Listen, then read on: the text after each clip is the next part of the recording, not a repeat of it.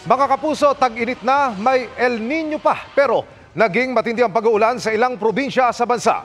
Ayon sa Pag-asa, dahil yan sa easterlies at localized thunderstorms. Yan ang tinutukan ni Claire Lacanilaw ng GMA Regional TV.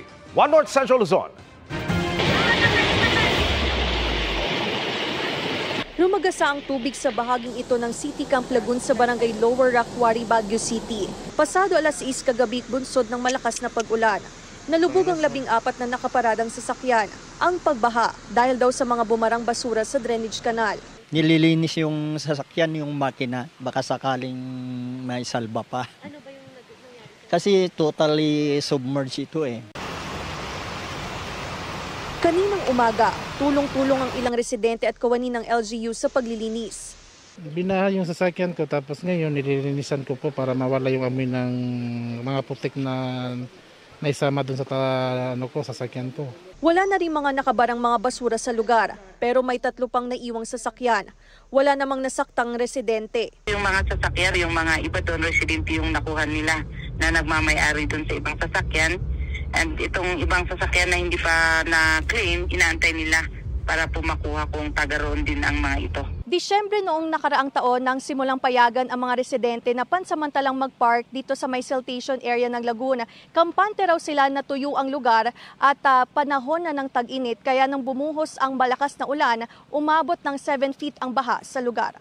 Ayon sa Barangay Council, pinayagan nila ang pagpapark sa waterways bilang pansamantalang solusyon sa implementasyon ng anti-road obstruction. Inalaw ng barangay ma'am na mag-park dyan because may clamor ang constituents ng Lower Rakwari and Middle Rakwari dahil wala ngang parkingan dito sa amin. Nagkandak ako ng consultation sa mga private car owners. Sinabi ko, pre-propose ko na kung pwede sila, dyan na mag-parking. Wala nang hulian, wala nang bayad, walang basta libre. But may kondisyon, park at your own risk. Dahil sa nangyari, hindi na muna pinapayagan ang pag-park sa lugar.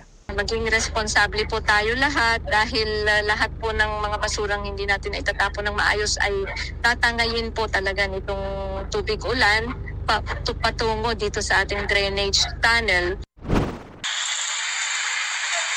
Binaha rin ang San Luis Aurora. Nagbayanihan ang mga residente sa gitna ng pagbaha. Nagtulong-tulong silang buhatin ang mga maliliit na kubo na inilipat sa mas mataas na lugar. Ayon sa mga residente, ginawa ang mga kubo para iparenta sa mga nagpipiknik sa lugar ngayong Semana Santa.